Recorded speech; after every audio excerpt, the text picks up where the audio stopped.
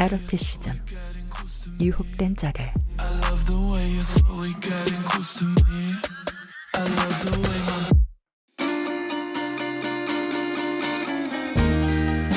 여성과 성에 대해 대단한 호기심을 가졌던 안톤 체호프는 다양한 에로티시즘한 단편들을 남겼는데요.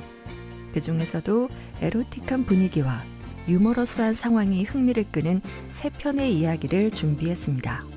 먼저 가볍게 들려드릴 이야기는 약사의 아내예요.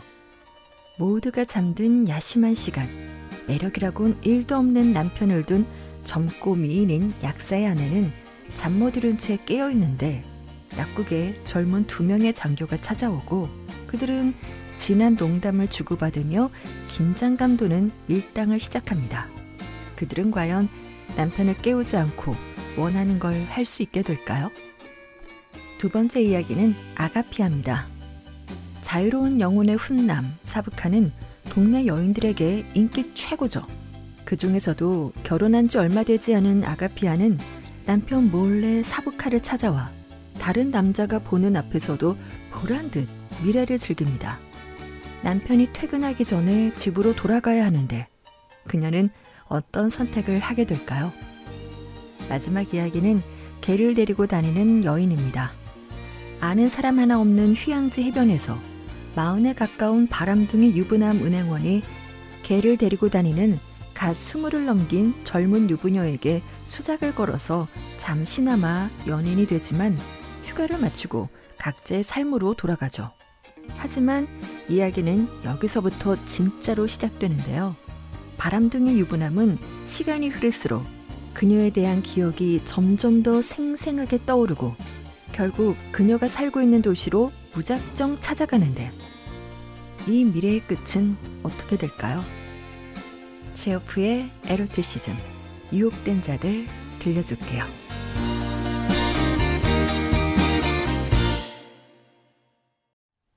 이 책 들어봤니?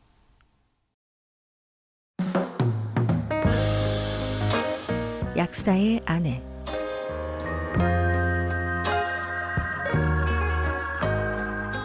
구불구불한 거리로 이루어진 B라는 작은 마을은 깊은 잠에 빠져 있었다.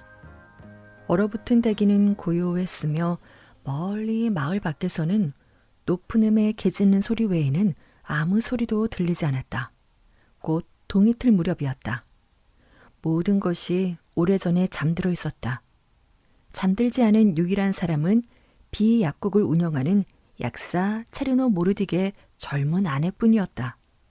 그녀는 잠자리에 들었다가 3번이나 다시 일어났지만 잠을 이룰 수 없었고 잠들지 못하는 이유를 알 수 없었다. 그녀는 잠옷차림으로 열린 창가에 앉아 거리를 바라보았다. 그녀는 지루하고 우울하고 짜증이 났다. 너무 괴로워서 울고 싶은 충동을 느꼈는데 이번에도 그 이유를 알 수 없었다. 가슴에 덩어리가 있는 것 같았는데 그것이 계속해서 목구멍으로 올라오는 것만 같았다. 남편 체르노 모르딕은 그녀로부터 몇 발자국 뒤에서 벽에 바싹 붙어 달콤한 코를 골고 있었다. 탐욕스러운 벼룩이 그의 콧잔등을 물어뜯고 있었지만 그는 느끼지 못하고 심지어 웃고 있었다. 마을 사람 모두가 감기에 걸려 자신의 약국에 감기약을 사러 오는 꿈을 꾸고 있었기에 바늘로 찌르거나 대포를 쏘거나 애무를 해도 그를 깨울 수는 없을 것이다. 약국은 마을 거의 끝자락에 있었기 때문에 약사의 아내는 멀리 들판까지 볼 수 있었다. 그녀는 동쪽 지평선이 천천히 하얘지더니 큰 불이 난 것처럼 진홍색으로 변하는 것을 볼 수 있었다. 갑자기 고요한 밤에 발자국 소리와 구두 뒤축의 박차 소리, 그리고 사람의 목소리가 들렸다. 약사의 아내는 경찰서장 집에서 야영지로 돌아가는 장교들일 거야 라고 생각했다. 얼마 지나지 않아 흰색의 장교 복장의 2사람이 눈에 들어왔는데 한 사람은 키가 크고 다른 한 사람은 키가 작고 말랐다. 그들은 울타리 옆에서 구부정한 자세로 한쪽 다리를 끌면서 큰 소리로 이야기를 나누었다. 그리고 약국 앞을 지나면서 그들은 그 어느 때보다 천천히 걸으며 창문을 올려다보았다. 약 냄새가 나네? 마른 사람이 말했다. 아, 그래. 기억난다. 지난주에 아주까리 기름을 사러 여기 왔었어. 여기 약사는 시무룩한 얼굴에 당나귀 턱을 가졌더군. 마치 삼손이 블레셋 사람을 죽일 때 썼던 그 턱뼈처럼 말이야. 그래? 덩치 큰 사람이 중저음의 목소리로 말했다. 약사는 자고 있군. 약사의 아내도 자고 있겠지? 그녀는 아주 미인이야. 나도 그녀를 봤어. 마음에 쏙 들던데. 그녀가 어떻게 당나귀 턱뼈를 가진 사람을 사랑할 수 있을까? 아니, 아마도 그녀는 그를 사랑하지 않을 거야. 군의관이 약사에게 미안하다는 듯 한숨을 쉬며 말했다. 그녀가 창문 뒤에서 자고 있어, 오브티어서프. 더위에 몸을 뒤척이고 입은 반쯤 벌린 채 한쪽 발은 침대 아래로 쭉 늘어뜨린 채 말이야. 아마 그 멍청한 약사는 자기가 얼마나 운이 좋은 사람인지 모를 거야. 분명히 약사에게는 여자나 약병이나 별 차이 없을걸? 그래, 좋아. 장교가 걸음을 멈추며 말했다. 약국에 들어가서 뭘 좀 살까? 아마 그녀를 볼 수 있을 거야. 뭔 소리야, 이 밤에. 뭐냐니. 그들은 밤에도 약을 팔 의무가 있다고. 자, 친구, 들어가자고. 뭐, 원한다면. 커튼 뒤에 숨어있던 약사 아내는 희미한 초인종 소리를 들었다. 아내는 여전히 달콤하게 코를 골며 자고 있는 남편을 쳐다보고는 옷을 걸치고 맨발에 슬리퍼를 신고 약국으로 달려갔다. 유리문 반대편에서 그녀는 두 개의 그림자를 볼 수 있었다. 약사의 아내는 램프를 켜고 서둘러 문을 열었고 그녀는 심장이 쿵쾅거렸지만 짜증도 지루함도 울고 싶은 충동도 느껴지지 않았다. 덩치 큰 군의관과 늘씬한 장교가 들어왔다. 이제 그녀는 그들을 볼 수 있었다. 군의관은 뚱뚱하고 거무스름한 피부에 수염을 길렀으며 움직임이 좀 느렸는데 조금만 움직여도 군복이 터질 것 같았고 얼굴에는 땀이 비 오듯 흘러내렸다. 장교는 발그레한 얼굴에 깔끔하게 면도를 했으며 여성스러운 외모에 외국산 채찍처럼 유연해 보였다. 뭘 도와드릴까요? 약사의 아내가 가슴 부분에 옷깃을 여미며 말했다.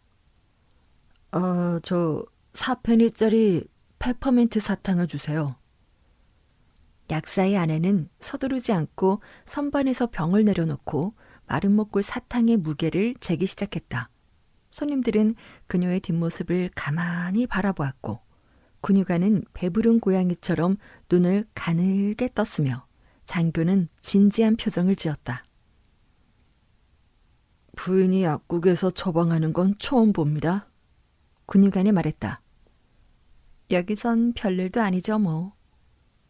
약사의 아내가 장밋빛 뺨을 가진 장교를 힐끗 바라보며 말했다. 남편은 조수가 없어서 제가 항상 도와주고 있어요. 아, 그렇군요. 약국이 아담하네요. 여긴 얼마나 많은 약을 가지고 있습니까? 그런데 독약 사이를 돌아다니는 게 무섭진 않나요?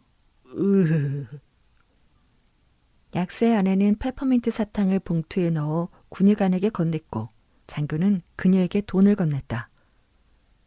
침묵 속에 30초의 시간이 흘렀다. 두 사람은 서로 눈빛을 교환하고 문 쪽으로 한 발짝 갔다가 다시 서로를 바라보았다. 2페니 상당의 탄산 음료를 주시겠습니까? 군의관이 말했다. 약사의 아내는 다시 천천히 그리고 나른하게 선반 위로 손을 올렸다. 혹시 약국에 이런 건 없나요? 그러니까 예를 들자면 장교가 손가락을 꼬물거리며 중얼거렸다. 말하자면 활력 있게 만들어주는 천연 광촌수 같은 거 말입니다. 있어요. 약사의 아내가 말했다. 오, 브라보. 당신은 여자가 아니라 천사로군요. 3병만 주세요. 약사의 아내는 서둘러 탄산음료를 봉투에 담아 전해주고 어둠 속으로 사라졌다. 오, 정말 대단한 미인이야. 군의관이 윙크하며 말했다. 이 코 고는 소리 들리나? 약사는 아직 자고 있군 그래. 잠시 후 약사의 아내가 돌아와 카운터 위에 5개의 병을 올려놓았다. 그녀는 방금 지하실에 다녀왔기 때문에 얼굴이 발그레해지고 다소 흥분된 상태였다. 쉿, 조용. 그녀가 병마개를 따다가 바닥에 떨어뜨리자 장교가 말했다. 소리내지 마세요. 남편이 깬다고요. 깨면 어떤데요? 그는 너무 달콤하게 자고 있어요. 아마 당신 꿈을 꾸고 있을 겁니다. 자, 당신의 건강을 위하여. 게다가 광천수를 마시고 연신 트림을 하며 군의관이 말했다. 남편들이란 지루한 작자들이라 항상 잠들어 있는 것이 좋을 겁니다. 이 물에 와인이 들어있다면 좋았을 텐데요. 약사의 아내가 웃으며 말했다. 그럴 수만 있다면 정말 멋질 거예요. 약국에서 술을 팔지 않는 게 얼마나 안타까운 일인지 모르겠어요. 와인을 약으로 팔아야 하는데 말이죠. 아, 혹시 약용 와인인 빨간 갈리아 와인이 있나요? 물론이죠. 그럼 그걸 주세요. 어서요. 얼마나 드릴까요? 주시고 싶은 만큼요. 아, 먼저 1온스씩 물에 타주세요. 우프티오소프, 어때? 먼저 물로 하고 나중에는 물 없이 와인만. 군의관과 장교는 카운터에 앉아 모자를 벗고 와인을 마시기 시작했다. 사실 이 와인은 정말 형편없죠. 정말 최악이에요. 하지만 꿀맛입니다. 당신은 아주 매혹적이에요, 부인. 마음속으로나마 당신의 손에 키스를 보냅니다. 마음이 아니라 진짜로 당신의 손에 키스할 수 있게만 해주신다면 무엇이든 기꺼이 희생할 수 있습니다. 제 명예와 목숨도 바칠 수 있어요. 장교가 말했다. 그런 말씀 마세요. 부인이 얼굴을 붉히며 말했다. 하지만 당신은 정말 매력적이에요. 군의관이 눈썹을 치켜뜨고는 능청스럽게 그녀를 바라보며 웃었다. 당신 눈에서 총알이 날아오네요. 피웅, 피웅. 축하해요. 당신이 우리를 이겼습니다. 우린 정복당했어요. 약사의 아내는 그들의 붉어진 얼굴을 바라보며 그들의 잡담을 들었고 곧 그녀도 활기차졌다. 그녀는 너무 즐거웠다. 그녀는 대화에 참여하기도 하고 웃기도 했으며 애교도 떨었다. 심지어 그들의 반복적인 요청에 이온스의 와인을 마시기도 했다. 장교님들, 좀 더 자주 야영지로 오세요. 여기가 얼마나 적막한지 아세요? 정말 지겨워 죽겠다니까요. 그럴 것 같네요. 군의관이 말했다. 이렇게 아름다운 미인이 이런 야생에 파묻혀 있다뇨. 이런, 이제 가봐야 할 시간이 됐네요. 만나서 반가웠습니다. 모두 얼마죠? 약사의 아내가 눈을 천장으로 치켜뜨고 한동안 입술을 움직였다. 1루블에다가 3루블, 4페인, 그러니까 총 12루블 48코페이카예요. 그녀가 말했다. 장교는 주머니에서 두툼한 지갑을 꺼내 한참 동안 지폐를 세고는 돈을 지불했다. 당신 남편은 여전히 달콤하게 잠을 자고 있군요. 그는 꿈을 꾸고 있을 겁니다. 장교가 헤어지면서 약사의 아내 손을 잡고는 중얼거리듯 말했다. 전 실없는 얘긴 듣고 싶지 않아요. 실없는 얘기라뇨. 절대 실없는 얘기가 아닙니다. 이 손 놓으세요. 마침내 두 남자는 많은 이야기를 나누고 헤어지면서 그녀의 손에 키스를 한 후 무언가를 잊지는 않았는지 생각하다가 약국을 나왔다. 그녀는 재빨리 침실로 달려가 창가 자리에 앉았다. 그녀는 군의관과 장교가 약국을 나와 천천히 걸어가더니 잠시 멈춰서서 속삭이는 걸 보았다. 무슨 얘기를 하는 걸까? 그녀는 심장이 쿵쾅거리고 관자놀이에서 맥박이 뛰었는데 왜 그런지 알 수 없었다. 마치 밖에서 속삭이고 있는 두 사람이 그녀의 운명을 결정하는 것처럼 그녀의 심장은 격렬하게 뛰었다. 5분 후 군의관은 장교와 헤어져 걸어갔고 장교는 다시 돌아왔다.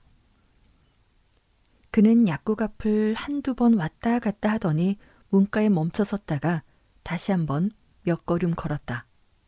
마침내 초인종 소리가 희미하게 울렸다. 뭐야? 누가 왔나? 갑작스레 남편의 목소리가 들렸다. 초인종이 울리는데 당신은 못 들었어? 약사가 단호하게 말했다. 일을 이런 식으로 하면 안 되지. 약사가 일어나 가운을 입고 아직 잠이 깨지 않은 듯 비틀거리며 슬리퍼를 신고 약국으로 향했다. 뭘 도와드릴까요? 약사가 장교에게 물었다.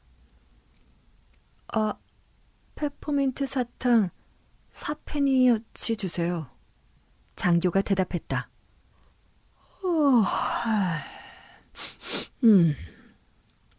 약사는 계속해서 하품을 하고 코를 킁킁거리며 잠이 덜 깬 듯 판매대에 무릎을 부딪히며 선반에서 약통을 내려놓았다.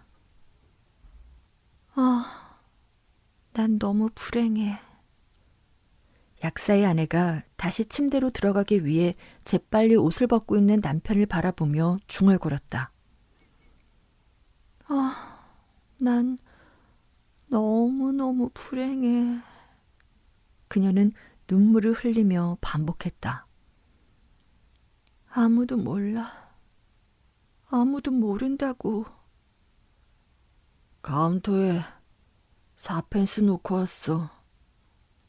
약사가 이불을 뒤집어 쓰면서 중얼거렸다. 돈을 서랍에 넣어둬. 이렇게 말하고는 약사는 다시 깊은 잠이 들었다.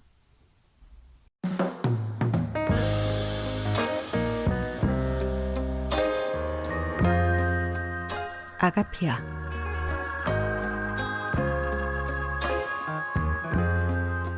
S지역에 머무는 동안 나는 종종 텃밭의 파수꾼 사바 스투카츠를 만나러 가곤 했다. 사람들은 그를 사부카라고 부르기도 한다.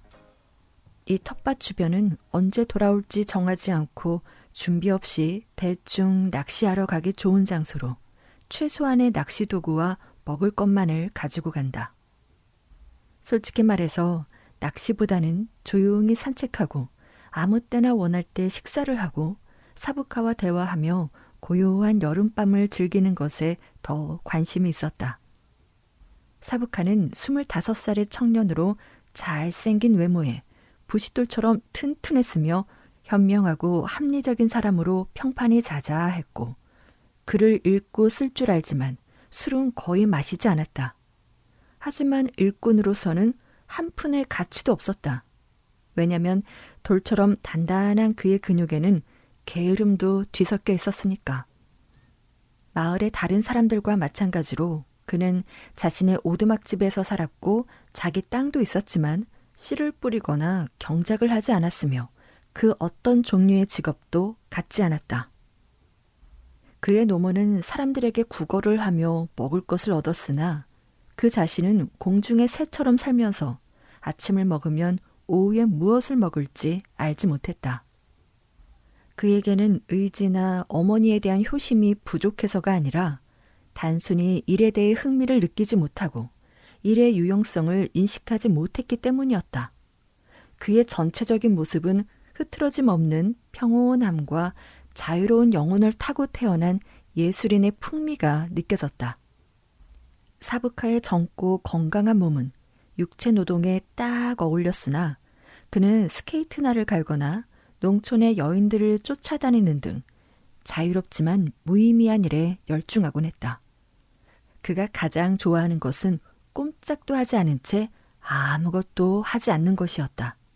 그는 움직이지 않고 같은 곳에 시선을 고정한 채 몇 시간 동안 같은 자세로 앉아 있을 수 있었다. 그는 아무 때나 움직이지 않았고 달리는 개의 꼬리를 잡거나 여인의 스카프를 잡아당기거나 큰 구멍을 뛰어넘어야 하는 등 갑작스러운 행동을 해야 하는 상황이 닥쳤을 때만 움직였다. 사부카는 빈털털이었으며 노숙자보다 못한 삶을 살았다는 것은 말할 필요도 없을 것이다. 시간이 흐르면서 그의 체납 세금은 쌓여갔고 젊고 건장한 체격의 사부카는 마을 공동체로부터 노인들이 하는 일, 즉 텃밭의 파수꾼과 허수아비 일을 하도록 보내졌다. 사람들은 그가 건늙었다고 놀려댔지만 그는 별 신경 쓰지 않았다. 움직이지 않고 조용히 사색하기에 이 자리는 그의 성향에 딱 맞았던 것이다. 5월의 어느 화창한 저녁을 사부카와 함께 보내기로 했다. 묵직하고 향긋한 건초 냄새가 풍기는 오두막집 옆에 찢어지고 더러워진 요 위에 누워있던 기억이 난다. 두 손을 머리에 깍지 끼고 앞을 바라보았다.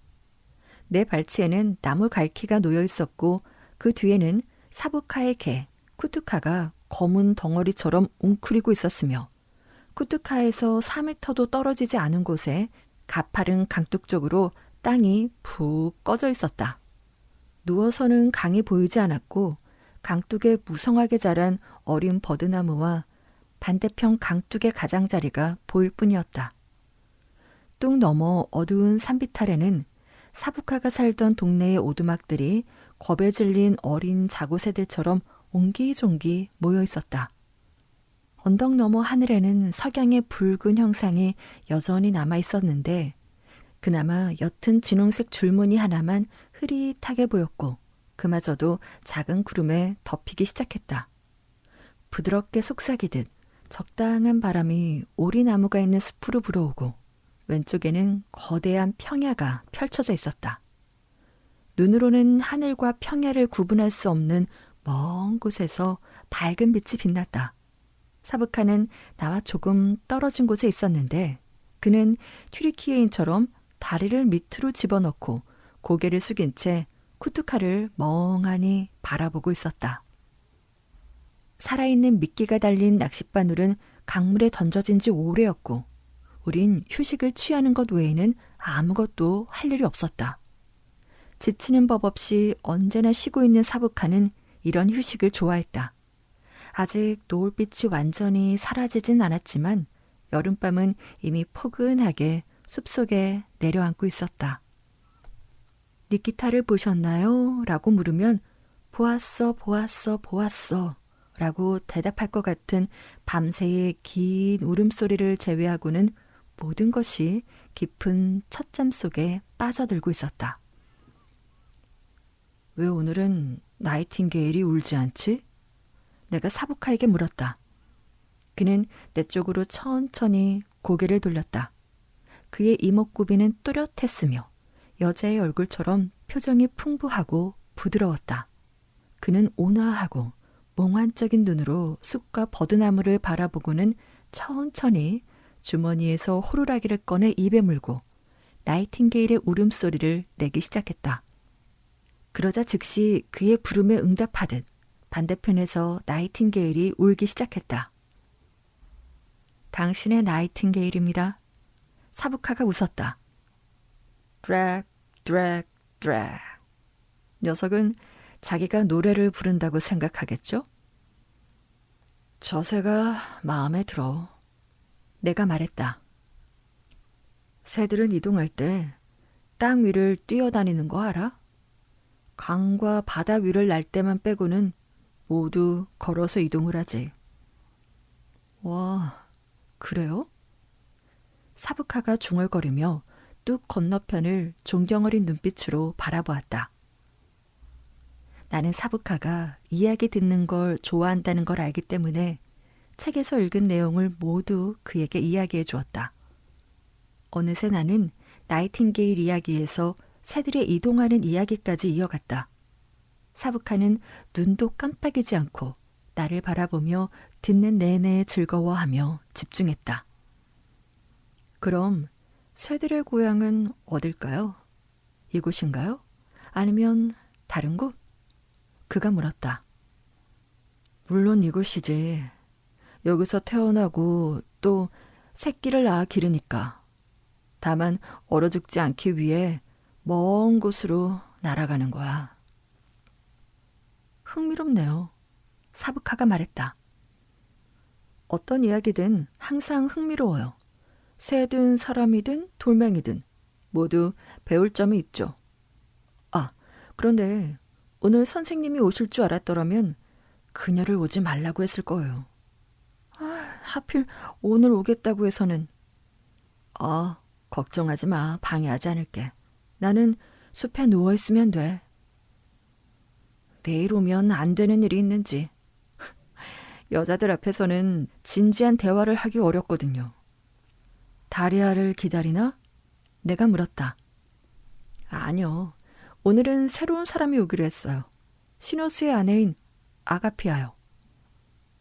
사부카는 마치 담배나 스프에 대해 이야기하듯 다소 공허한 목소리로 말했다. 나는 깜짝 놀랐다. 나는 아가피아를 알고 있는데 그녀는 19살에 20살 정도 된 젊은 농촌 여자로 1년 전에 철도 신호수와 결혼했다. 그녀는 마을에 살고 있고 남편은 선로에서 일을 마치면 매일 밤 집으로 돌아왔다. 여자들하고 어울리면 문제가 생길 거야, 사부카. 내가 말했다. 그럴지도 모르죠. 이렇게 대답하고 사부카가 잠시 생각에 잠기더니 말을 이었다. 여자들한테 말했는데 내 말을 듣지 않아요. 그들은 아무런 문제가 되지 않는다고 생각하는 것 같아요. 어리석게 말이죠. 긴 침묵이 이어졌다. 그 사이 어둠은 점점 더 짙어졌고 물체들은 형체를 잃기 시작했다. 언덕 뒤의 붉은 노을도 완전히 사라지고 별들이 밝게 반짝이고 있었다. 슬프게 지저귀는 메뚜기와 나이팅게일의 울음소리, 메추라기의 울음소리가 밤의 고요함을 더했다. 귀를 매혹시키는 부드러운 소리는 새나 곤충이 아니라 하늘에서 우리를 내려다보는 별들에게서 나오는 것 같았다. 침묵을 깬 것은 사부카였다. 그는 검은 쿠투카에게서 천천히 눈을 돌리더니 나를 바라보고 말했다. 지루하시죠? 저녁이나 먹을까요? 그러고는 내 동의도 기다리지 않고 배를 깔고 오두막으로 기어들어가 그곳에서 뭔가를 뒤적거리며 찾았다. 오두막 전체가 나뭇잎처럼 흔들거리기 시작하더니 잠시 후 다시 기어나와 보드카와 접시를 내 앞에 놓았다. 그릇에는 구운 계란과 호밀빵, 검은빵 조각 등이 담겨 있었다. 우린 보드카를 한 잔씩 마시고 굵은 잿빛 소금에 더럽고 기름진 빵, 고무처럼 질긴 계란을 아주 맛있게 먹었다. 자네는 혼자 살지만 좋은 것들을 많이 가지고 있네. 내가 접시를 가리키며 말했다. 이런 건 어디서 났어? 여자들이 가져다 주죠. 사부카의 음식뿐만 아니라 그의 옷에도 여자의 연민의 흔적이 남아 있었다. 오늘 저녁에 그는 새로 짠 벨트와 진홍색 리본을 달고 있었고 지저분한 목에는 구리 십자가가 걸려 있었다. 나는 여자들이 사부카 앞에서 약해지는 걸 알고 있었고 그는 이런 얘기하는 걸 좋아하지 않는다는 걸 알고 있었기 때문에 더 이상 묻지 않았다. 우리 곁에서 안절부절 못하며 참을성 있게 먹을 것을 던져주길 기다리던 쿠투카가 갑자기 귀를 쫑긋 세우더니 짖기 시작했다. 멀리서 물이 찰랑거리는 소리가 반복해서 들려왔다.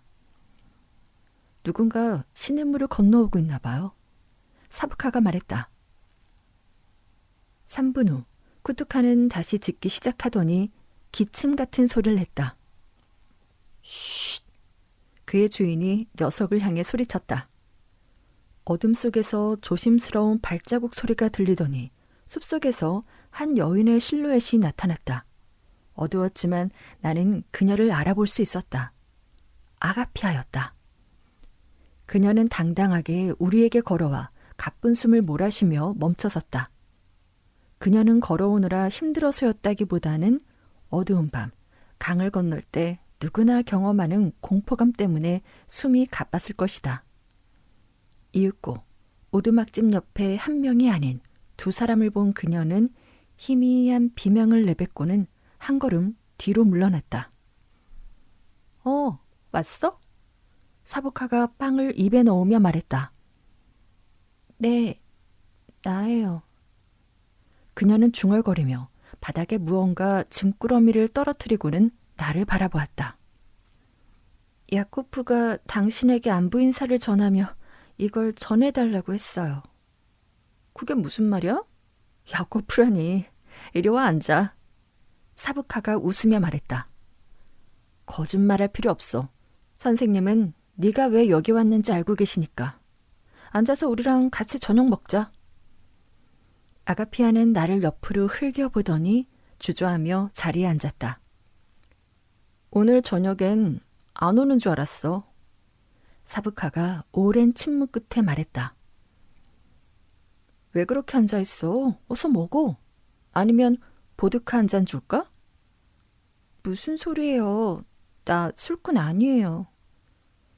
자, 마셔도 가슴이 따뜻해질 거야. 사부카는 아가피아에게 잔을 건넸다.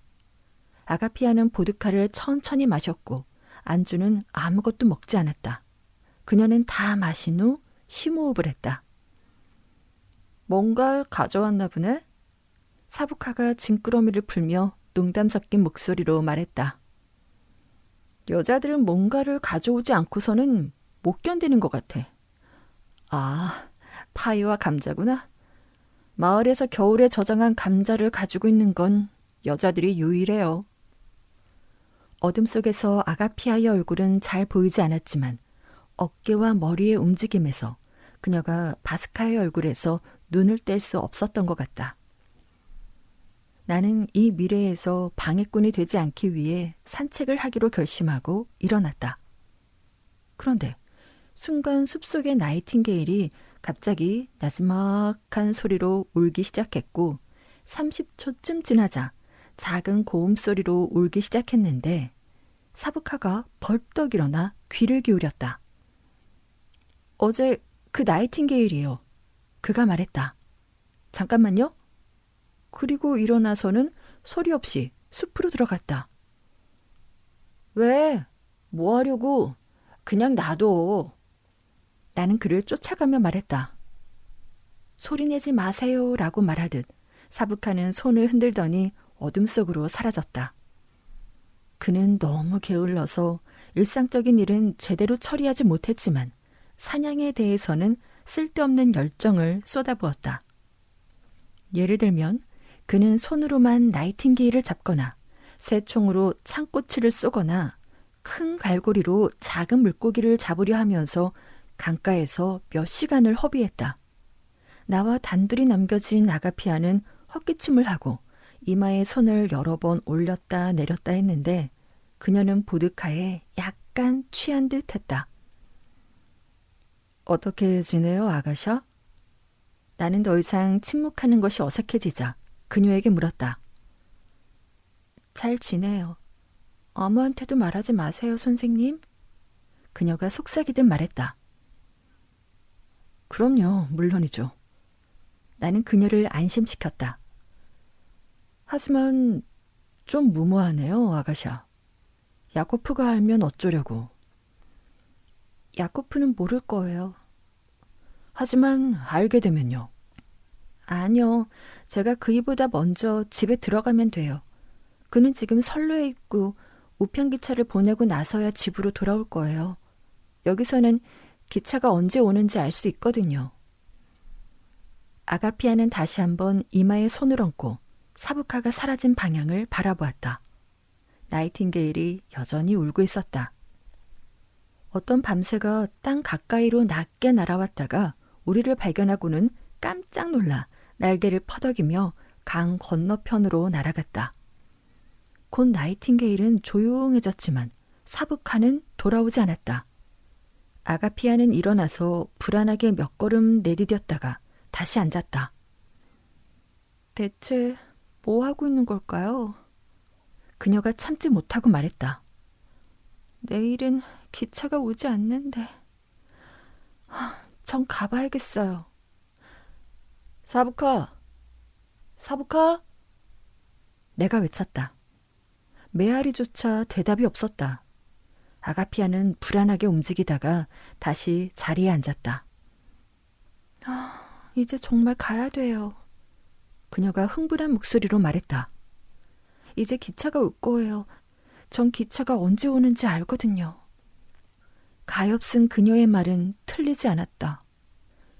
15분도 채 지나기 전에 멀리서 기차 소리가 들렸다. 아가피아는 한참 동안 숲속에 시선을 고정하고 초조하게 손을 움직였다. 어디에 있는 걸까요? 그녀는 불안하게 웃으며 말했다. 악마가 그를 어디로 데려갔을까요? 난 가야 돼요. 정말 가야 된다고요. 그 사이 기차 소린 점점 뚜렷해졌다. 이제 바퀴의 덜컹거리는 소리와 엔진 소리를 구분할 수 있을 정도였다. 그러자 호루라기 소리가 들렸고 기차는 우렁찬 소리와 함께 다리를 건넜고 1분도 채 지나지 않아 모든 것이 고요해졌다. 1분만 더 기다릴게요. 아가피아가 단호하게 말하고 자리에 앉았다. 그래, 기다리죠. 마침내 사부카가 어둠 속에서 나타났다. 그는 텃밭 위를 소리 없이 걸어오며 중얼거렸다. 녀석은 운이 좋았어. 그가 흐뭇하게 말했다. 덤불로 올라가서 녀석을 잡으려고 손을 뻗었는데 녀석이 울음을 멈췄어요. 다시 시작할 때를 기다리며 기다리고 또 기다렸지만 포기하고 말았죠. 사부카는 아가피아 옆으로 엎드리면서 균형을 잡기 위해 아가피아의 허리를 움켜쥐었다. 왜 그렇게 얼굴을 찡그리고 있어? 사부카는 온화하고 선량한 성품에도 불구하고 여자를 함부로 대했다. 그는 여성들에게 조심성 없게 행동하고 거만하게 굴었으며 자신에 대한 그들의 감정을 비웃었다. 이런 나쁜 남자 스타일이 마을의 여인들에게는 거부할 수 없는 매력으로 느껴졌는지도 모른다. 그는 잘생기고 늘씬했으며 그가 경멸적으로 여인을 바라볼 때도 그의 눈에는 항상 부드럽고 다정함이 느껴졌다.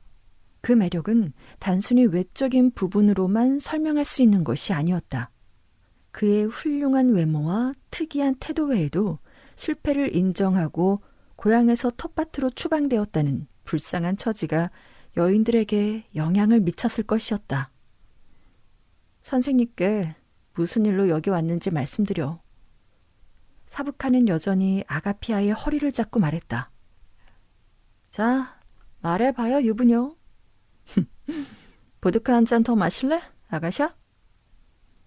나는 자리에서 일어나 텃밭 사이를 지나 걸었다. 파헤쳐진 텃밭에서는 흙냄새와 이슬이 맺히기 시작한 식물의 부드럽고 축축한 냄새가 났다. 왼쪽에는 여전히 빨간 불빛이 빛나고 있었는데 마치 유쾌하게 미소 짓고 있는 것만 같았다. 나는 행복한 웃음소리를 들었다. 아가피아가 웃는 소리였다. 기차는 오래전에 떠났는데? 나는 생각했다. 조금 더 기다렸다가 나는 오두막으로 돌아갔다. 사부카는 튀르키예인처럼 다리를 꼬고 앉아 꼼짝하지 않고 잘 들리지 않는 노래를 흥얼거리고 있었다. 너에게는, 너는, 나와 너는, 뭐 이런 식이었다. 보드카와 사부카의 경멸적인 손길, 그리고 밤에 숨막히는 온기에 취한 아가피아는 그의 옆에 누워 자신의 얼굴을 그의 무릎에 밀착시켰다. 그녀는 자신의 감정에 휩싸여 내가 오는 것도 눈치채지 못했다. 아가샤, 기차가 오래전에 떠났어요. 내가 말했다. 자, 이제 가야지. 사부카가 고개를 들며 내 말에 동조했다. 왜 여기서 버티고 있는 거야? 부끄러운 것도 모르고.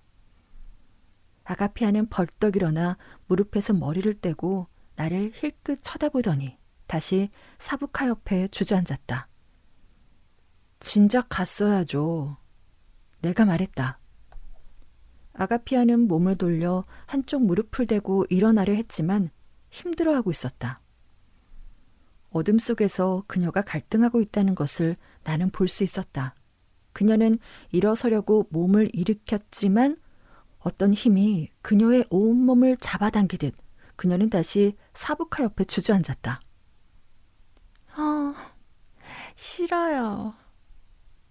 그녀가 이상한 웃음을 지으며 말했는데 그 웃음 속에는 무모한 결단력과 아픔이 느껴졌다. 나는 조용히 숲속으로 걸어가 낚싯줄이 놓인 강으로 내려갔다.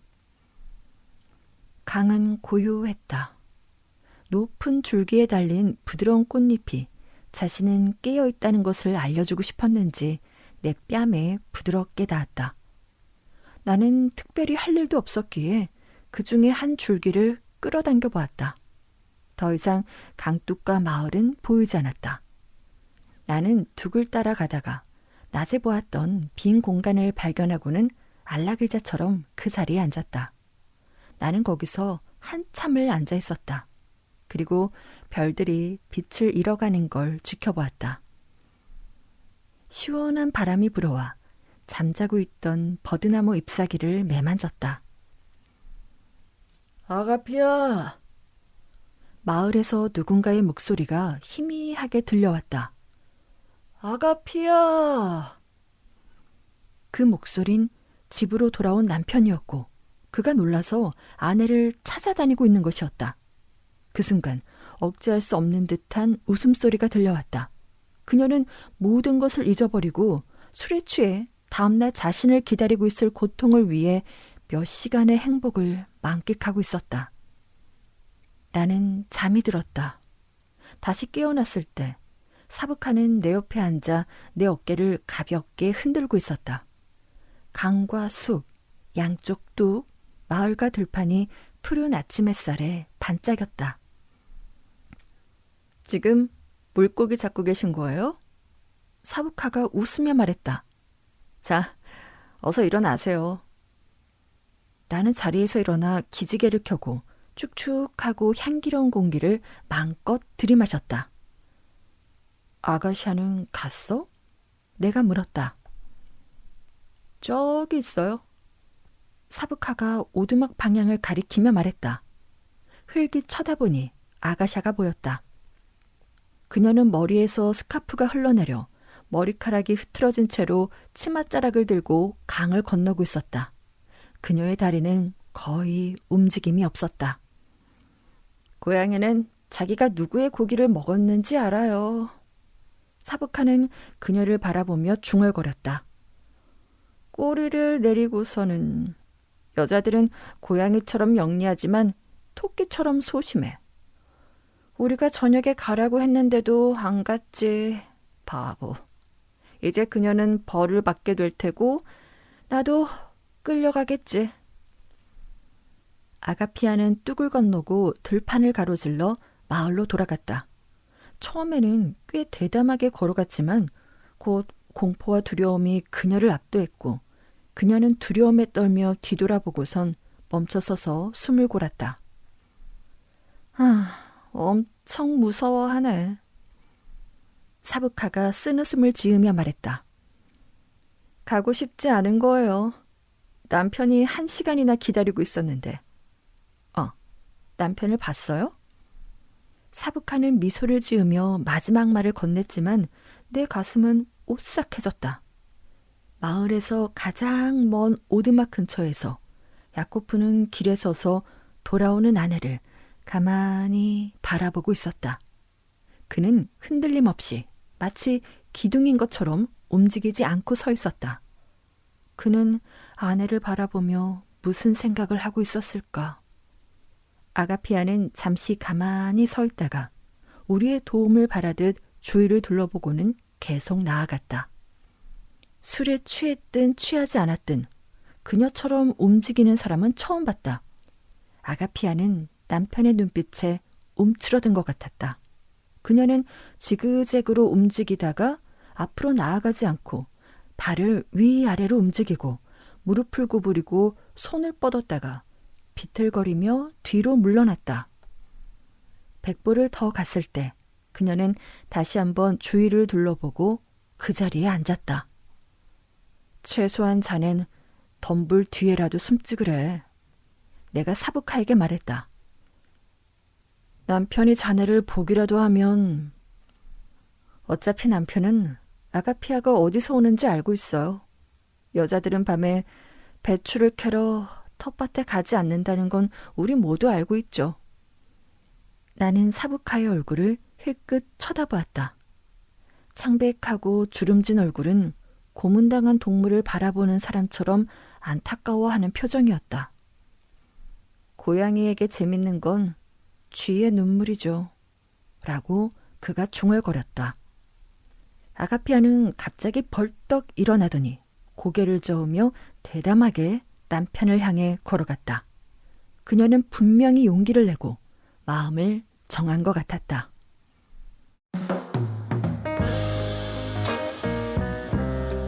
개를 데리고 다니는 여인. 바닷가에 새로운 사람이 나타났다는 소문이 돌았다. 바로 개를 데리고 다니는 여인이었다. 얄타에서 벌써 2주를 보낸 드미트리 그로프는 새로운 여인에게 관심을 갖게 됐다. 카페 베르네에 앉아 바닷가를 걷고 있는 베레모를 쓴 중간 키의 금발의 젊은 여인을 보았는데 그녀의 뒤에는 하얀 포메라니안이 쫄래쫄래 따라가고 있었다. 이후로도 그는 공원이나 광장에서 그녀를 하루에도 몇 번씩 보게 되었는데 그녀는 항상 같은 베레모를 쓰고 흰 개와 함께 걷고 있었다. 아무도 그녀가 누구인지 몰라서 개를 데리고 다니는 여인이라 불렀다.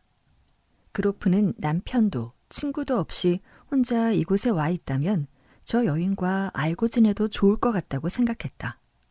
그는 42채 안 됐지만 12살 된 딸과 2 아들이 있었다. 그는 대학교 2학년 때 결혼했는데 그의 아내는 그보다 나이가 배는 더 들어 보였다. 그녀는 키가 크고 짙은 눈썹을 가졌으며 직설적이고 거만했고 자신을 지적인 여성이라 불렀다. 그녀는 책 읽기를 즐겼으며 개정된 발음법에 따라 남편을 드미트리가 아니라 디미트리라고 불렀다.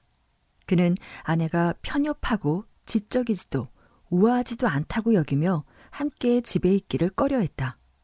그런 이유로 그는 오래전부터 다른 여자와 어울려 다녔으며 여자들에 관한 이야기가 나올 때면 비하 발언을 남발했다. 저급한 인종이죠.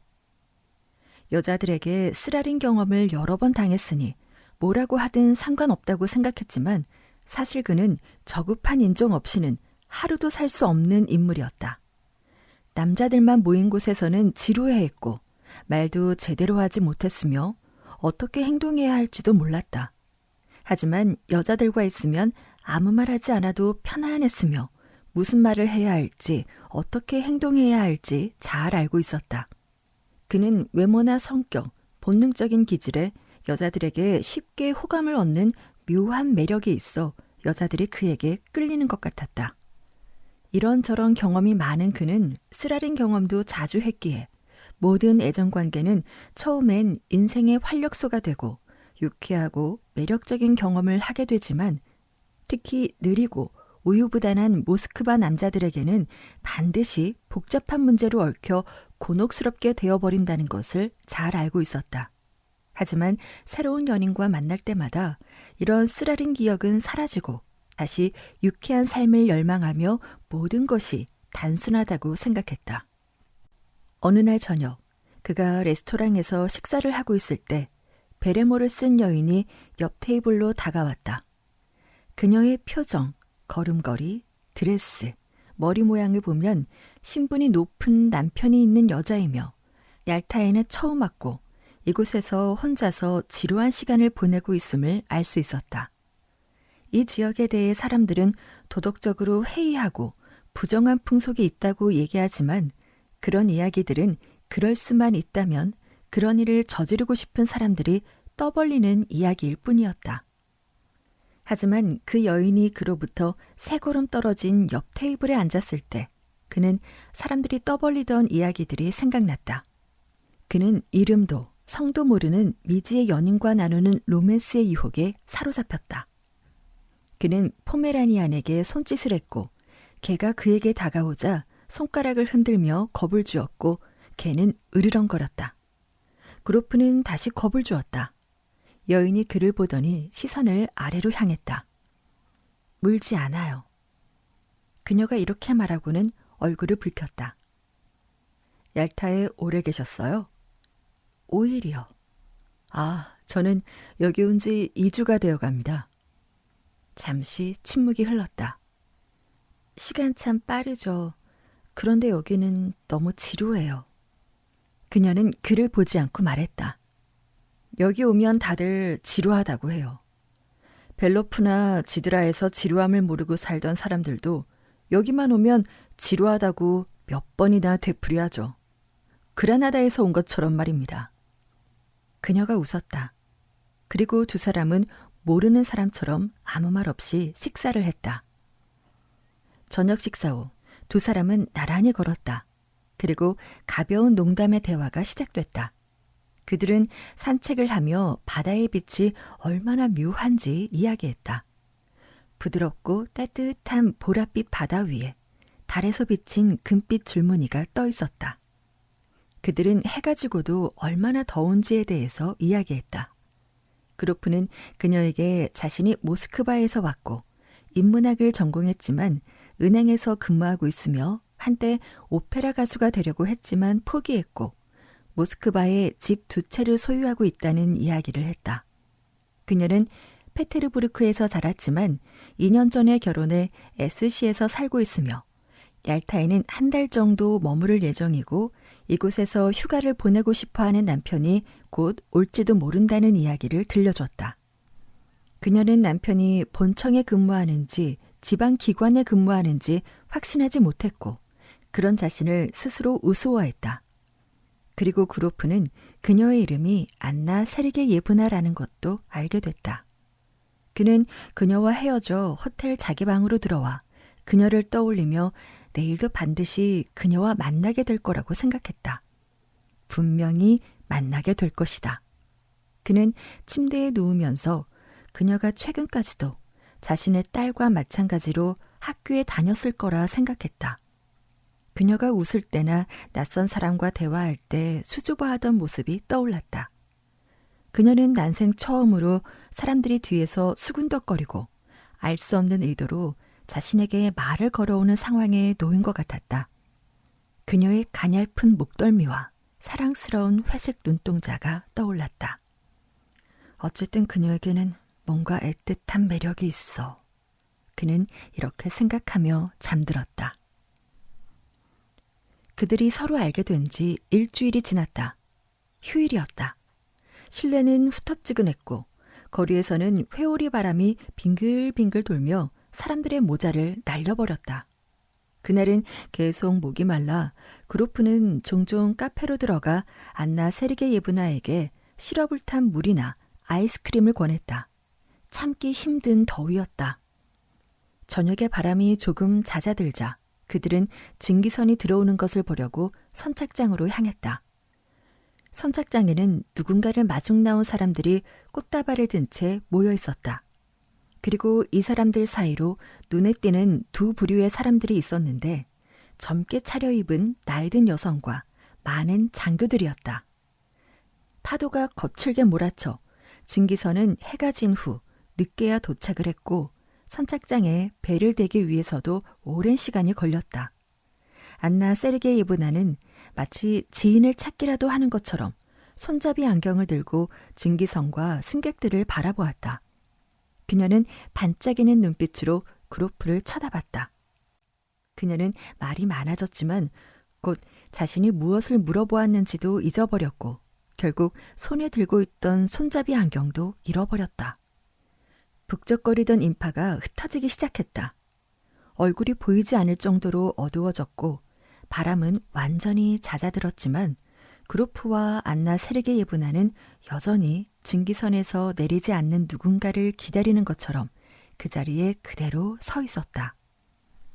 안나 세르게예브나는 말이 없었고 그로프에게 눈길을 주지 않은 채 꽃향기를 맡고 있었다.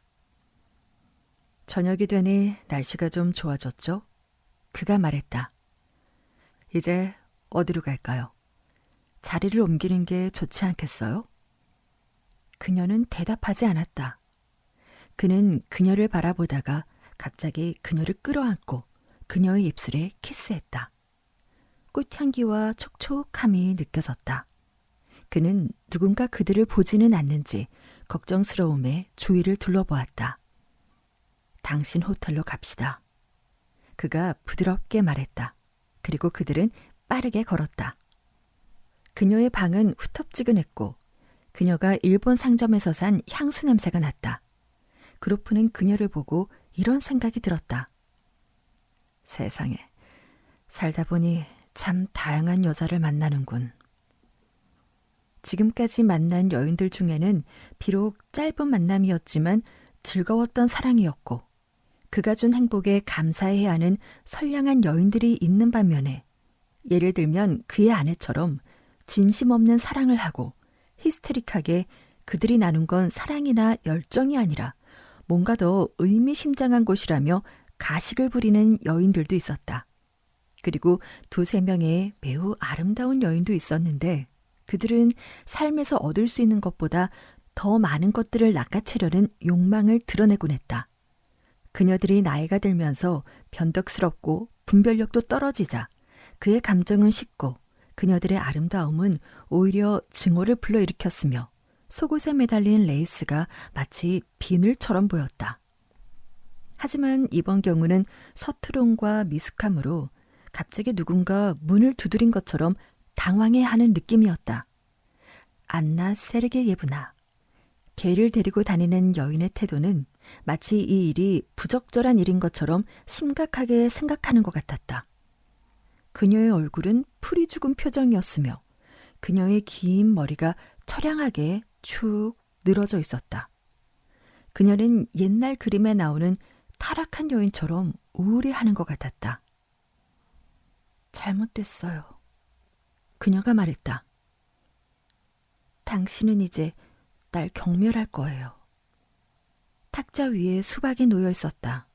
그로프는 한 조각을 잘라 먹기 시작했다. 침묵 속에서 30분이 흘렀다.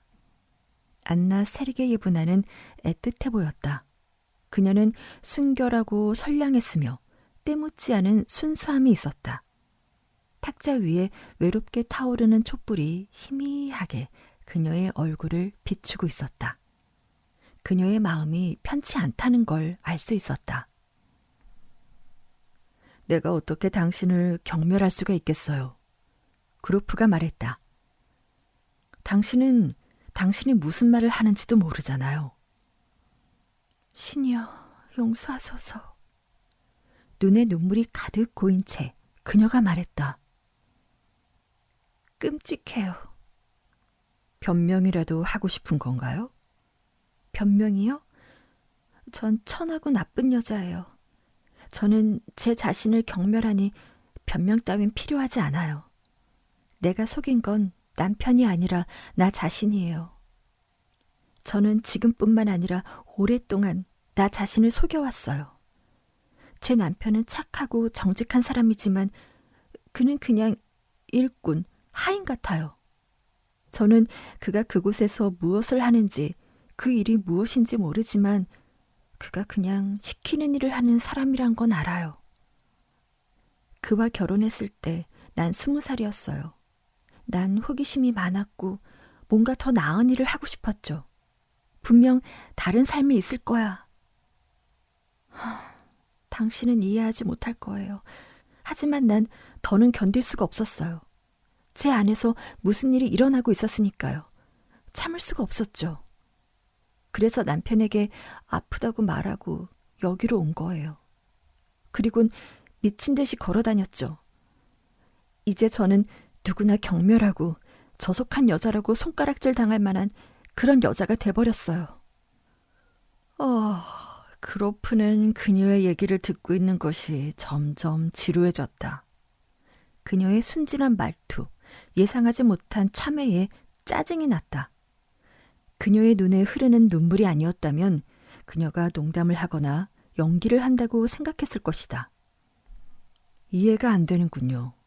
그가 부드럽게 말했다. 뭘 원하죠? 그녀는 그의 가슴에 얼굴을 묻고 그를 꼭 껴안았다. 믿어주세요. 제발 절 믿어주세요. 그녀가 말했다. 난 순수하고 정직한 삶을 사랑해요. 죄는 싫어요. 나도 내가 뭘 하고 있는지 모르겠어요. 사람들은 악마에게 홀렸다고 하고 제가 지금 그래요. 난 지금 악마에게 홀렸어요. 쉿. 가만 있어요. 그가 중얼거렸다. 그는 겁에 질린 그녀의 눈을 보며 그녀에게 키스하고는 부드럽고 다정하게 달랬다. 점차 그녀는 안정을 되찾았고 그들은 웃기 시작했다. 그들이 바닷가로 나왔을 때는 아무도 없었다. 사이프러스 나무가 있는 마을은 죽은 듯 고요했으며 파도는 요란한 소리를 내며 부서졌다. 바지선 한 척이 파도에 흔들리고 있었고 등불은 그 위에서 졸린 듯 깜빡거리고 있었다. 그들은 마차를 타고 오레안다로 향했다. 방금 현관에서 당신 성을 봤어요. 게시판에 폰 디데리츠라고 쓰여 있더군요. 당신 남편은 독일인인가요? 아니요. 전 그이의 할아버지가 독일인이었다고 믿지만 그는 정교도 러시아인이에요. 오레안다에서 그들은 교회에서 멀지 않은 자리에 앉아 아무 말 없이 바다를 내려봤다. 얇다는 아침 안개 속에 쌓여 거의 보이지 않았다. 하얀 구름이 산 정상에서 움직이지 않고 걸려 있었다. 나뭇잎들은 흔들리지 않았고 메뚜기가 울었다. 아래서 들리는 단조롭고 공허한 바닷소리는 우리가 기다리는 영원한 잠의 평온함을 말하는 듯했다. 이 소리는 지금의 얄타도 오래한다도 존재하지 않았을 때도 우리가 더 이상 존재하지 않을 때도 이렇게 단조롭고 공허하게 들릴 것이다. 너무나 사랑스러워 보이는 젊은 여인 옆에 나란히 앉아 여명의 빛을 받아 바다와 산, 구름이 마법같이 빛나는 풍경에 마음의 위로를 받은 그로프는 이 세상이 얼마나 아름다운지 생각했다. 한 남자가 그들에게 다가왔다. 아마도 관리인일 것이다. 두 사람을 잠시 쳐다보더니 그대로 가버렸다. 그로프는 그런 사소한 것조차 아름다워 보였다. 그들은 아침 햇살에 등불을 끈 채 페오도시아에서 오는 증기선을 보았다. 풀밭에 이슬이 맺혔어요. 안나 세르게 예브나가 침묵을 깨고 말했다. 이제 돌아갈 시간이군요. 그들은 마을로 돌아갔다. 그 다음부터 매일 오후 12시가 되면 그들은 바닷가에서 만나 함께 점심을 먹고 저녁을 먹고 산책을 하고 바다를 감상했다. 그녀는 잠을 잘 못 자고 심장이 두근거린다며 투덜거리고 질투와 두려움으로 괴로워하며 자신을 존중하지 않는 것 같다며 같은 질문을 되풀이했다. 그는 종종 광장이나 공원 주위에 사람이 없을 때면 갑자기 그녀를 끌어당겨 열정적으로 키스를 퍼부었다.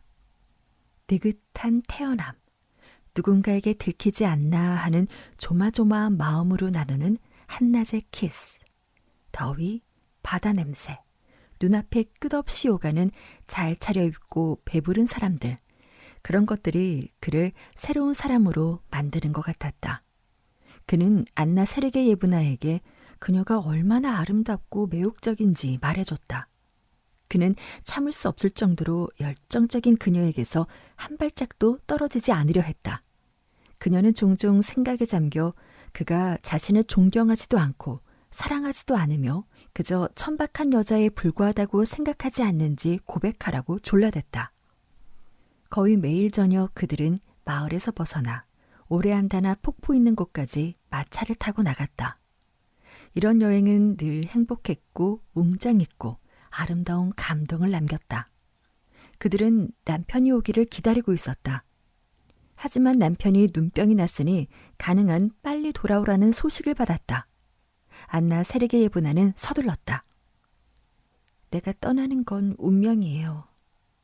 그녀는 마차를 탔고 그도 그녀를 배웅하기 위해 함께 마차에 올랐다. 하루를 꼬박 달려 역에 도착했다. 그녀가 급행열차 좌석에 앉았을 때 출발을 알리는 두 번째 기적이 울렸다. 다시 한번 당신의 얼굴을 보여주세요.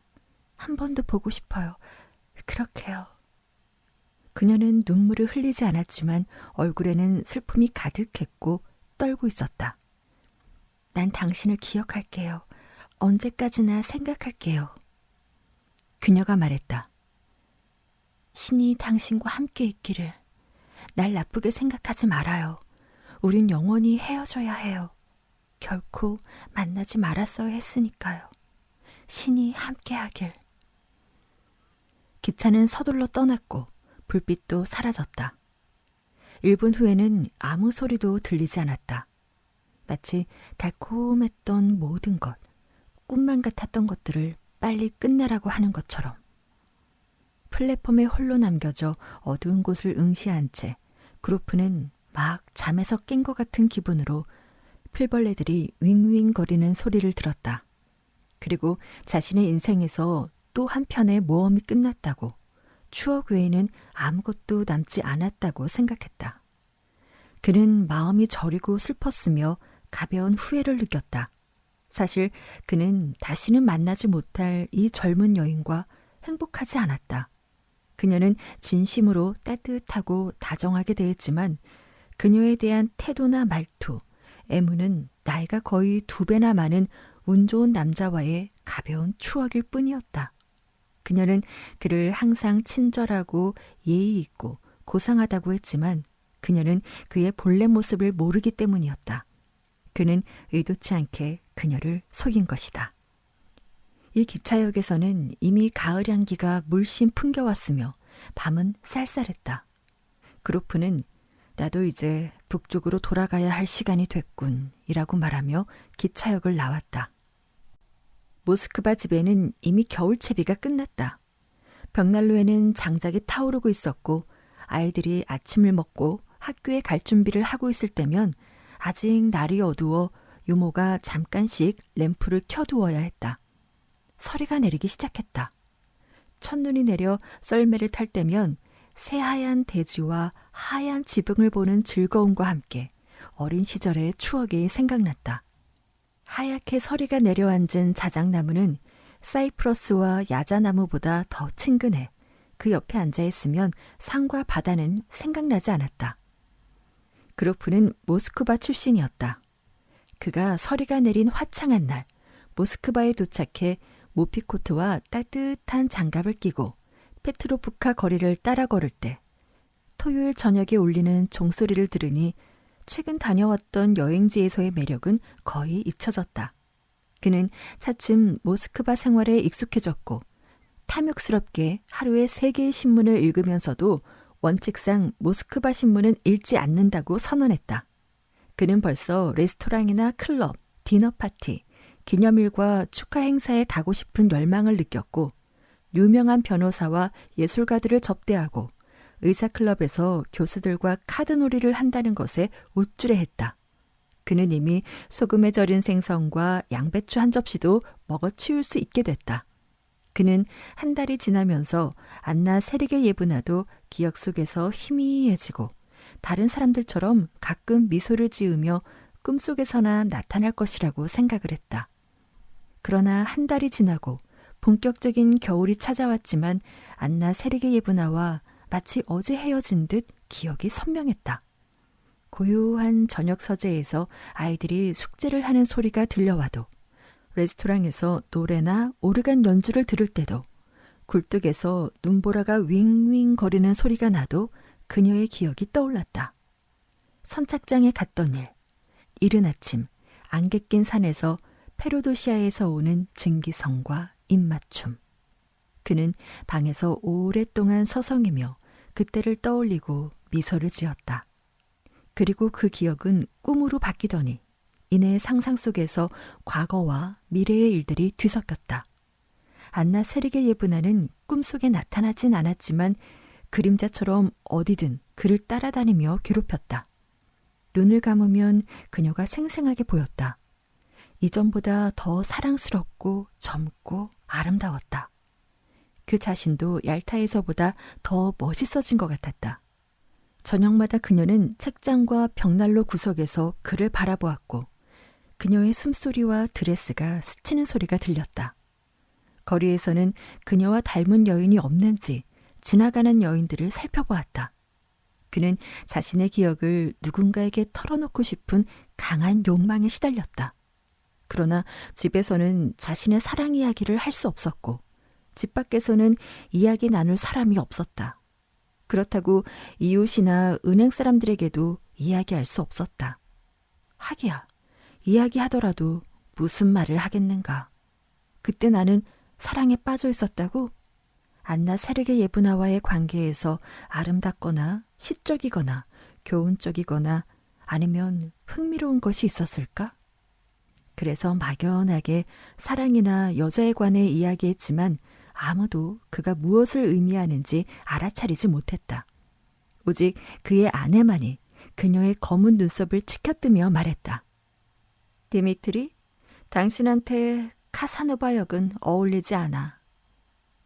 어느 날 저녁, 의사클럽에서 카드놀이를 하던 관리인가 밖으로 나오면서 그는 참지 못하고 말했다. 내가 얄타에서 얼마나 매력적인 여인을 만났는지 알면 깜짝 놀랄 겁니다. 관리인은 썰매에 올라타고 출발하더니 갑자기 뒤돌아서서 소리쳤다. 데미트리! 데미트리! 왜요? 오늘 저녁 당신 말이 맞았어요. 철갑 상아가 맛이 갔더군.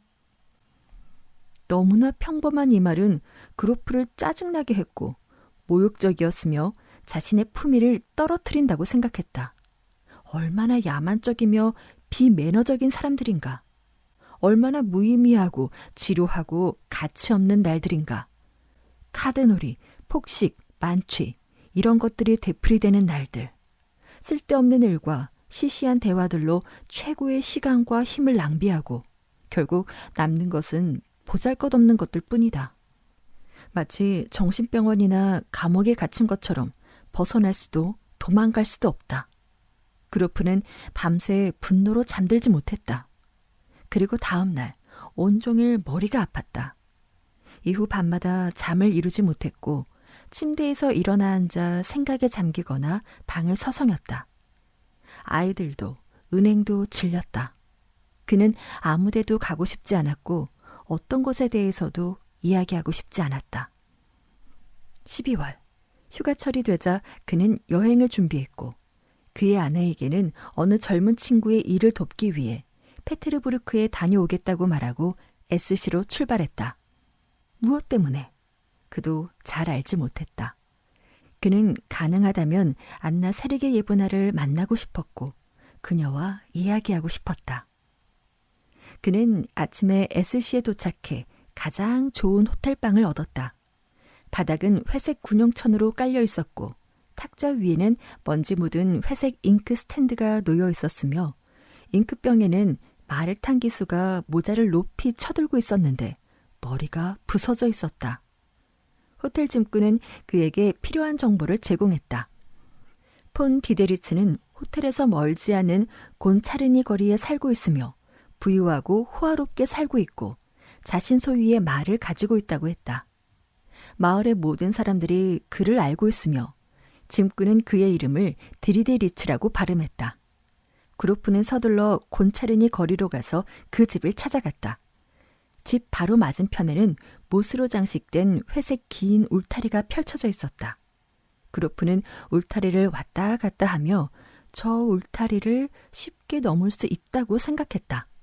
그는 계획을 짜보았다. 오늘은 휴일이니까 아마 남편은 집에 있을 것이다. 어쨌든 집으로 들어가 그녀를 당황하게 하는 건 좋은 방법이 아니었다. 그렇다고 편지를 보내자니 남편의 손에 편지가 들어가면 모든 것이 낭패다. 가장 좋은 방법은 우연히 만나는 것이다. 그리고 그는 기회를 기다리며 계속해서 울타리 옆 거리를 서성였다. 그러다 한 거린이 대문 안으로 들어가는 것을 보았는데 개들이 그를 향해 달려들었다. 1시간쯤 후에는 피아노 연주 소리가 희미하게 들려왔다. 아마도 안나 세르게 예브나가 연주하고 있는 것 같았다.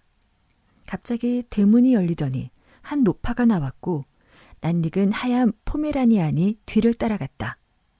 그로프는 개를 부르려 했지만 심장이 두근거리기 시작했고 흥분한 나머지 개 이름이 기억나지 않았다. 그는 계속해서 서성였고 시간이 흐를수록 회색 울타리를 증오하게 됐다.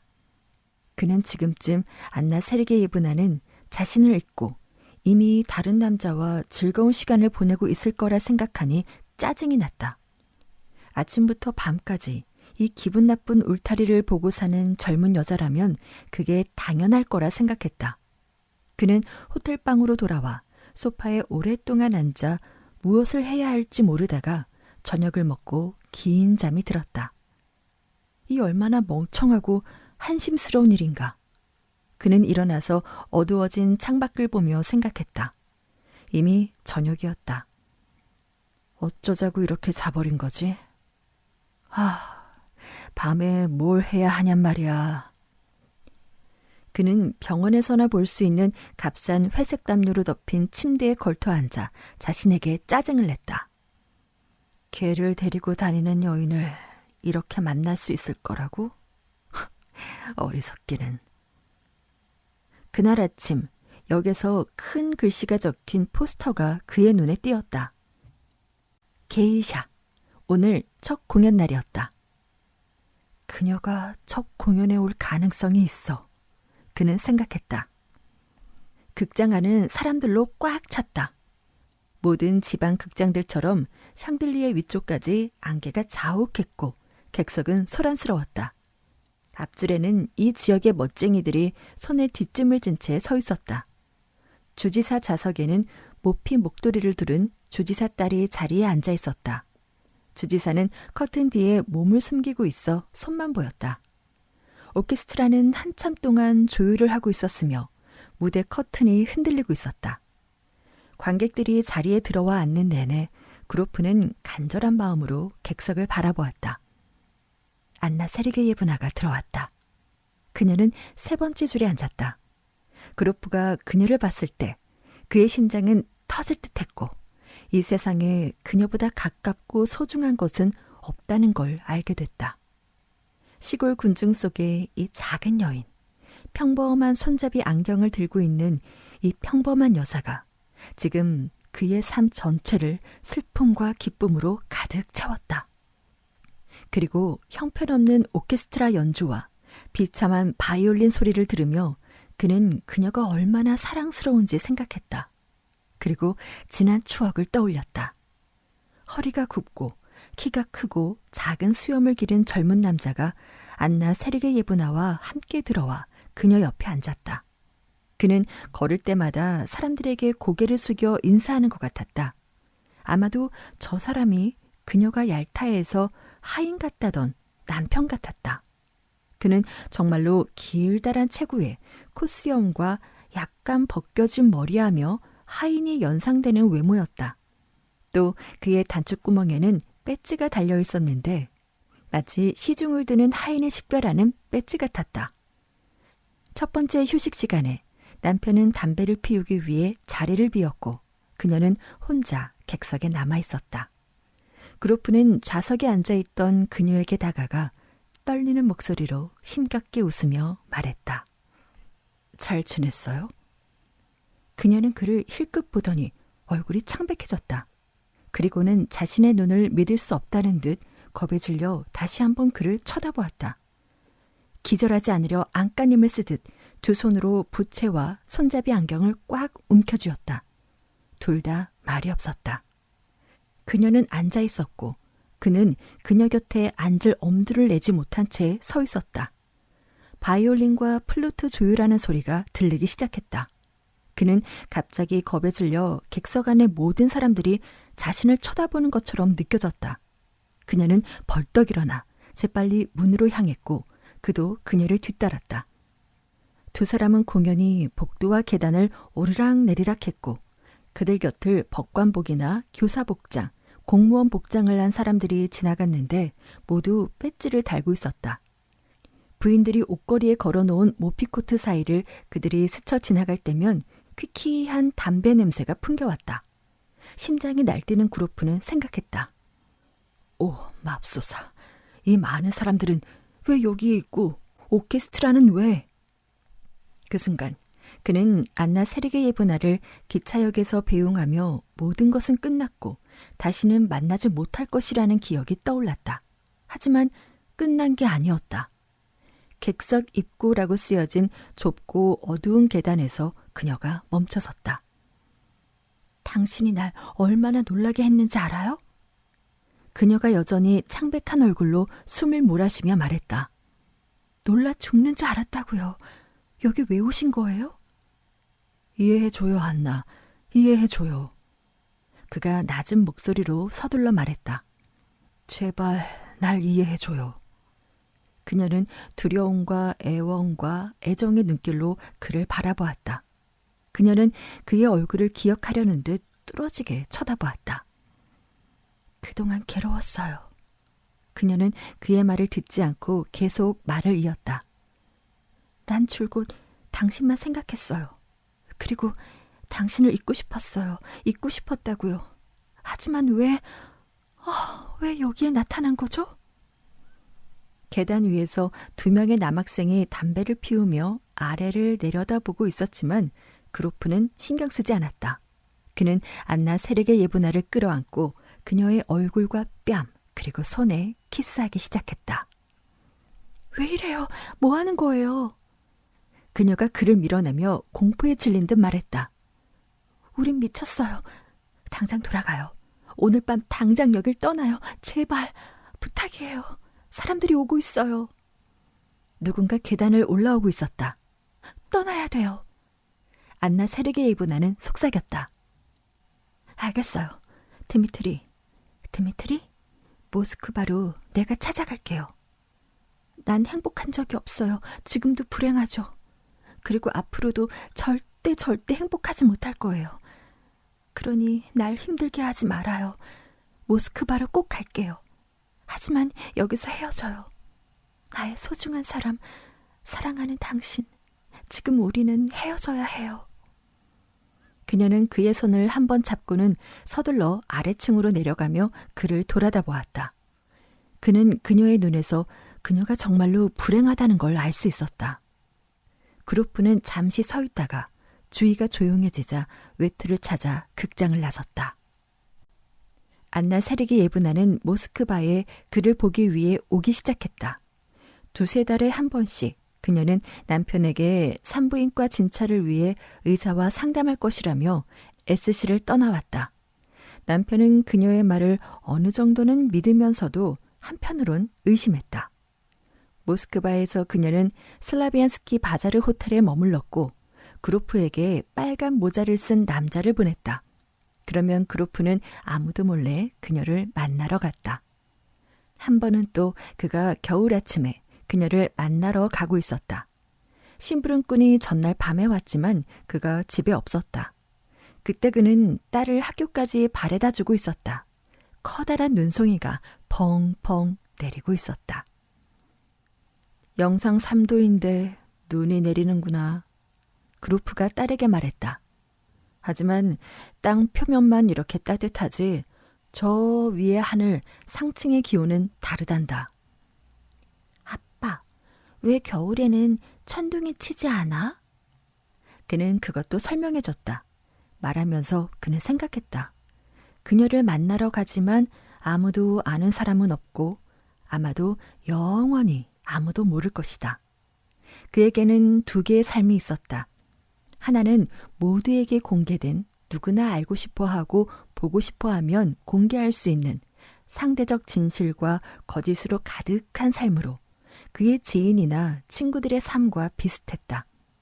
다른 하나는 비밀스러운 삶으로 우연과 기이한 상황들이 엮여 그에게는 소중하고 흥미로운 인생의 핵심을 이루고 있었지만 다른 모든 사람들에게는 숨겨진 삶이었다. 그러나 그의 공개된 삶은 모든 것이 거짓이었다. 이를테면 은행 근무라든가 클럽에서의 토론, 저급한 인종인 아내와 함께 참석하는 기념식 등 이런 것들 말이다. 그리고 그는 자신의 경우처럼 모든 사람들은 밤의 덮개 같은 비밀 아래 진짜 가장 흥미로운 삶을 살고 있다고 믿었다. 모든 사람들의 개인적인 삶은 비밀스럽게 유지되고 있고 그래서 교양 있는 사람들은 그토록 예민하게 사생활이 존중되어야 한다며 강조한다고 생각했다. 딸을 학교에 데려다주고 그룹부는 슬라비안스키 바자르 호텔로 향했다. 그는 아래층에서 모피코트를 벗고 위층으로 올라가 살며시 문을 두드렸다. 안나 세르게 예브나는 그가 가장 좋아하는 회색 드레스를 입고 긴 여행과 긴장으로 지쳐 어제 저녁부터 그를 기다리고 있었다. 그녀는 창백했고 그를 보고도 미소 짓지 않았다. 그녀는 곧장 그의 품속에 안겼다. 그리고는 2년 동안 만나지 못한 연인들처럼 긴 키스를 나눴다. 어떻게 지냈어요? 그가 물었다. 별일은 없었고. 잠깐만요. 말할게요. 못하겠어요. 그녀는 우느라 말을 하지 못했다. 그녀는 그에게서 몸을 돌려 손수건을 눈에 갖다 댔다. 그래, 그녀를 울게 내버려 두자 라고 그는 생각하면서 의자에 앉아 기다렸다. 그리고 나서 그는 벨을 눌러 차를 가져다 달라고 부탁했다. 그가 차를 마시는 동안 그녀는 그에게서 등을 돌린 채 창가에 서 있었다. 그녀는 그들의 인생이 이토록 슬프게 흘러가는 것에 서름이 북받쳤다. 그들은 사람들의 눈을 피해서만 만날 수 있었고 그들의 삶은 산산조각 나지 않았던가. 자, 이제 그만. 뚝. 그가 말했다.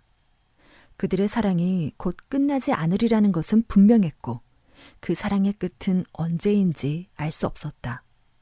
안나 세르게 예브나는 그에게 점점 더 의지했으며 그녀는 그를 사랑했고 언젠가 그들의 사랑이 끝날 것이라고는 생각조차 할 수 없었다. 아니, 그렇게 되리라고는 그녀는 믿지 않았다. 그는 그녀에게 다가가 다정하게 위로의 말을 건네기 위해 그녀의 어깨를 잡았고 그 순간 그는 거울 속 자신을 보았다. 그의 머리카락은 이미 하얗게 새기 시작했다. 그리고 지난 몇 년간 훨씬 나이 들어 보이고 평범해졌다는 것이 이상하게 생각됐다. 그가 손을 얹은 따스한 어깨는 떨리고 있었다. 이 따뜻하고 사랑스러운 여인에게 연민을 느끼지만 언젠간 자신의 삶처럼 이 여인도 시들어갈 날이 머지 않았다. 그녀는 왜 그를 사랑하는 걸까?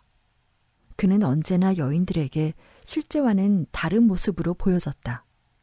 그 어떤 여인도 그의 실제를 사랑한 것이 아니라 그들의 상상력으로 창조해낸 남자를 사랑한 것이다. 그리고 자신들의 실수를 알아차렸을 때도 여전히 그를 사랑했다. 그리고 지금까지 그를 만나 행복한 사람은 아무도 없었다. 시간의 흐름에 따라 그와 가까워졌고 헤어졌지만 한 번도 사랑한 적은 없었다. 좋아했을 수는 있지만 절대 사랑은 아니었다. 그런데 머리가 하얗게 새기 시작한 지금 그는 진심으로 사랑에 빠졌다. 그의 인생에서 처음으로. 안나 세르게 예브나와 그는 아주 가깝고 친밀한 사이처럼 남편과 아내처럼 다정한 친구처럼 서로 사랑했다. 그들에게는 두 사람의 만남이 운명이라 생각됐다. 왜 그에게 아내가 있고 그녀에게는 남편이 있는지 이해되지 않았다. 그것은 마치 한 쌍의 암수 철새가 각각 다른 세 장에서 길러지는 것 같았다.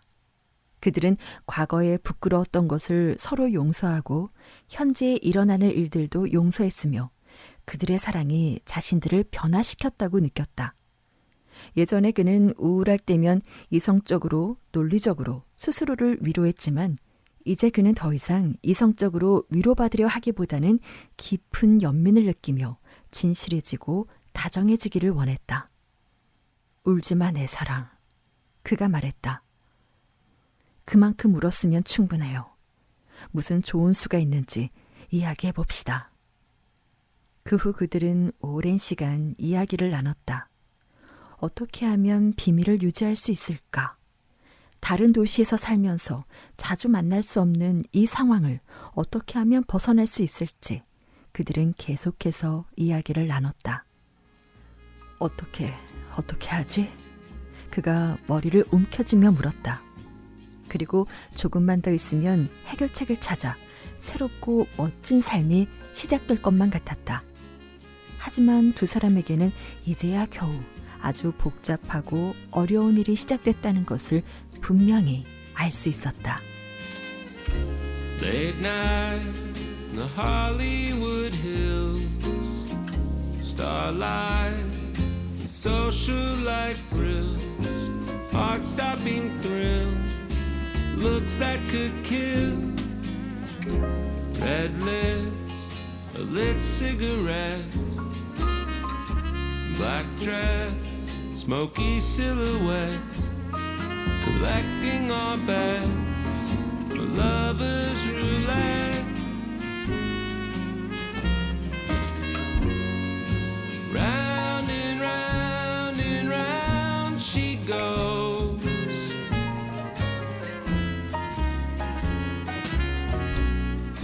where she stops nobody knows, vanishes like a ghost.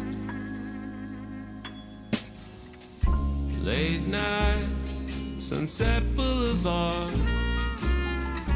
headlights of luxury cars. Wherever you are, she's never too far.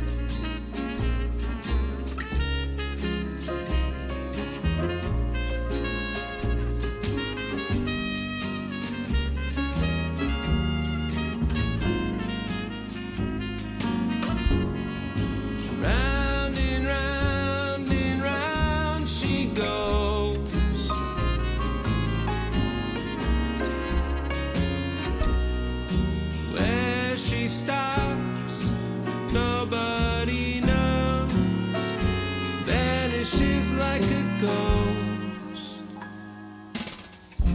Late night, Melrose Avenue, street lights, high class rendezvous.